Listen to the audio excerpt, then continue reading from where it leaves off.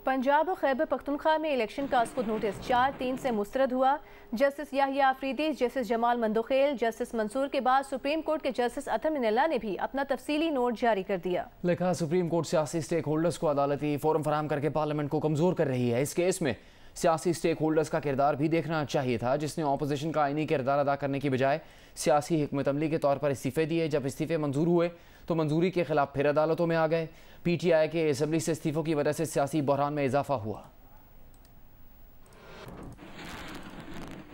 पंजाब खैबर पख्तूनख्वा इंतखाबात की तारीख पर अज खुद नोटिस केस। सुप्रीम कोर्ट के जस्टिस अतर मिनल्ला ने तफसीली फैसला जारी कर दिया जो 25 सफात पर मुश्तमिल है। जस्टिस अतर मिनल्ला ने फैसले में लिखा है, अदालती फैसला 4/3 का है, जिसके तहत इलेक्शन अज खुद नोटिस और दरखास्तों को मुस्तरद किया। दरखास्तें और अज खुद नोटिस खारिज करने की 3 बुनियादी वजूहात हैं। नंबर 1, फुल कोर्ट की जानिब से आर्टिकल 184(3) के इस्तेमाल के बुनियादी असूलों की पाबंदी बेंच पर लाजिम थी। नंबर 2, अदालत को अपनी गैर जानिबदारी के लिए सियासी जमातों के मुफादात के मामलात पर एहतियात बरतनी चाहिए। नंबर 3, अदालत को सियासी दरखास्त गुजार का तर्ज अमल और नेक नीति भी देखना चाहिए। जस्टिस अतर मिनल्ला ने वजाहत की है कि वो बेंच से अलग नहीं हुए थे। 27 फरवरी को चाय के कमरा में इत्तफाक राय हुआ कि मैं बेंच में बैठूंगा।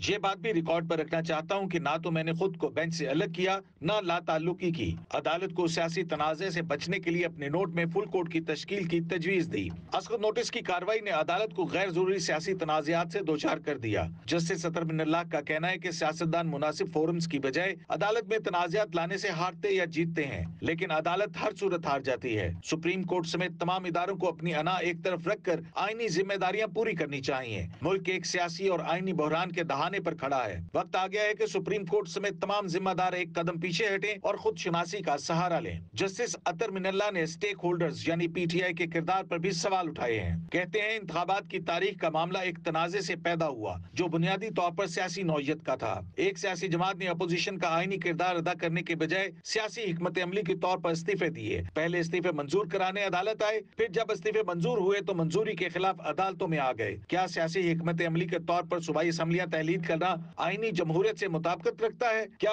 ऐसे असम्बलियां तोड़ना बजाते खुद आइन की खिलाफ वर्जी नहीं? क्या एक ही वक्त में अदालत उज़्मा और अदालत आलिया का फोरम एक ही मकसद के लिए इस्तेमाल किए जाने का नोटिस नहीं लिया जाना चाहिए? PTI के असम्बली से इस्तीफों की वजह से सियासी बहरान में इजाफा हुआ। दरखास्त गुजारों का रवैया इस बात का मुतकाजी नहीं कि 184(3) का इख्तियार समात इस्तेमाल किया जाए। जस्टिस अतर मिनल्ला ने सुप्रीम कोर्ट के किरदार पर सवाल उठाते हुए लिखा है कि अदालत उज़्मा को यके बाद दीगरे तीसरी बार सियासी नौयत के तनाज़ात में घसीटा गया। सुप्रीम कोर्ट मुसलसल सियासी तनाज़ात के हल का मरकज बनी हुई है। सुप्रीम कोर्ट को किसी की सियासी हिकमत अमलियों को आगे बढ़ाने के लिए खुद को पेश नहीं करना चाहिए। यूं सुप्रीम कोर्ट गैर इरादी तौर पर पार्लियामेंट को कमजोर कर रही है। PTI की दरखास्त पर जिस अंदाज से कार्रवाई शुरू की गई, इससे सुप्रीम कोर्ट सियासी तनाज़ात का शिकार हुई। आज खुद नोटिस लेकर सियासतदानों को अदालत पर एतराज उठाने की दावत दी गई। जस्टिस अतर मिनल्ला ने कहा कि सुप्रीम कोर्ट ने बेगम नुसरत भुट्टो बनाम आर्मी चीफ केस में आर्टिकल 184(3) इस्तेमाल करके नजरिया जरूरत की बुनियाद पर मार्शल लॉ के निफाज की तौसीक की थी। सुप्रीम कोर्ट की तौसीक से एक दहाई तक मुल्क में मार्शल लॉ रहा। सुप्रीम कोर्ट के 4/3 के अक्सरती फैसले से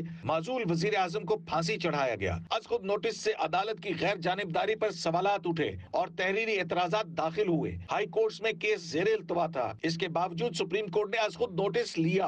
हाई कोर्ट्स की सलाहियत पर शक करने की कोई वजह नहीं बनती। आर्टिकल 63A की तशरीह के सियासी माहौल पर असरात हुए जो पोलराइज्ड सियासी स्टेक होल्डर्स के लिए बहुत दूरस्थ थे। आर्टिकल 184(3) में अपील का हक नहीं होता, इसलिए मुनासिब होता हाई कोर्ट को मामला सुनने दिया जाता। सियासतदान अपने मामला सियासी बातचीत से हल करें। नुमाइंदा खुसूसी अब्दुल क़य्यूम सिद्दीकी, जियो न्यूज़, इस्लामाबाद।